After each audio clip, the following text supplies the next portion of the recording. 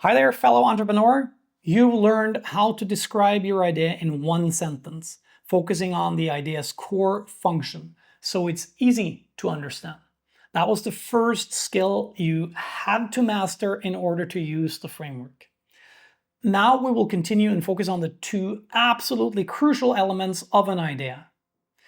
Who is the idea made for, and why will they use it? In order to answer these questions, we will actually break one of our own rules. We will have opinions. Whoa! Hold on! You're probably thinking, you said that opinions are dangerous and that we should stay away from them as if they were, the most deadly pandemic that we haven't had a vaccine for yet. Yes, fair enough, I did.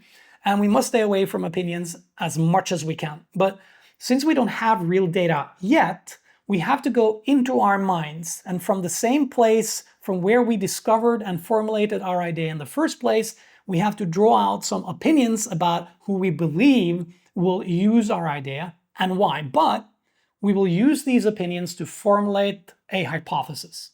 And that is a word that I will be using a lot going forward. A hypothesis is more or less a fancy word for opinions that we can test. And that is the absolute crucial element here, and why we allow ourselves to play with opinions at this stage, because we will use the opinions to form a hypothesis that we will test. And in that way, we move step by step towards collecting real data. Now, you have to learn how to answer the questions: who is the idea for, and why will they use it? In working to teach you this method, I have to use a concrete idea. So I've come up with my own. You've already met it before.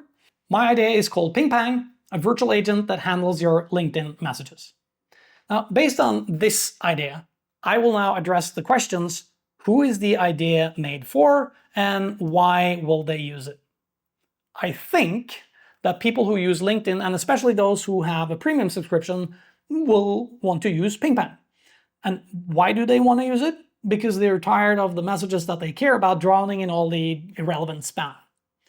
Now, since it is I who came up with the idea of Pinpoint and pulled it out of my head, I can also pull out these two opinions. People who have a premium subscription on LinkedIn, this is the answer to who wants to use the idea, will use Pinpoint because they're tired of messages that they care about drowning in spam, which is the answer to why they will use Pinpoint. Now, if we summarize this and apply what we've learned so far, we now have 3 sentences in front of us. What is the idea? Pinpoint, a virtual agent that handles your LinkedIn messages. Who is it for? Those who have LinkedIn Premium subscription. Why? Because messages they care about are drowning in spam. So by combining these 3 things, what the idea is, who it's for, and why they want to use it, I've actually created the foundation for my hypothesis. It's not quite finished yet, but if we put these 3 things together, we get this sentence. Premium LinkedIn users will use Pinpoint to find the messages they care about. I hope that this makes sense to you, because you need to master this skill so that you can answer the questions for your own idea. What is the idea? Who is it for? And why will they use it? Just as you did when you defined your idea according to the rules of the framework, it's a good exercise for this part of the framework that you practice using products and services that you already know well. Then you can quickly train yourself to answer the questions about who the idea is for and why they want to use it, and then do the same for your own idea when you feel confident in that skill. But remember that many products and services, they expand over time and become something that appeals to many different types of users for many different reasons.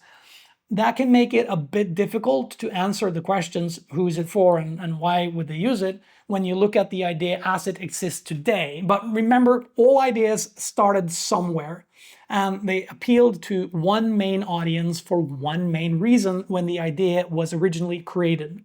And here is one example that if you look at Facebook, Facebook is a complex thing catering to many different types of users for many different reasons. But when Facebook was started, It was made for students at Harvard University, and as the story goes, the Facebook, as it was called when it was launched, was mostly used to look at profile pictures of fellow students to scout for dating candidates.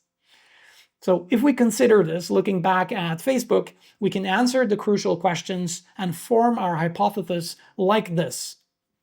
The Facebook is for Harvard students, so they can browse student profiles and look for potential dating candidates. So who is it for? Harvard students. Why would they use it? To search for dating candidates. Got it? Good.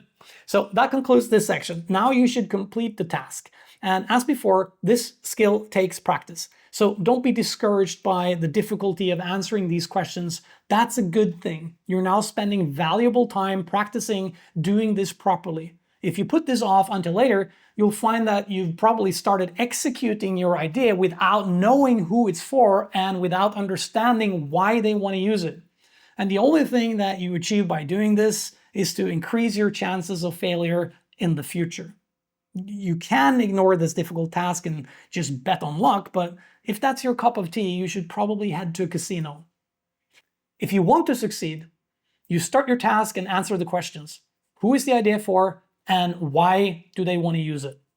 With this knowledge combined with the fact that you can describe your idea in one sentence, you are well on your way to validating your idea. See you in the next one.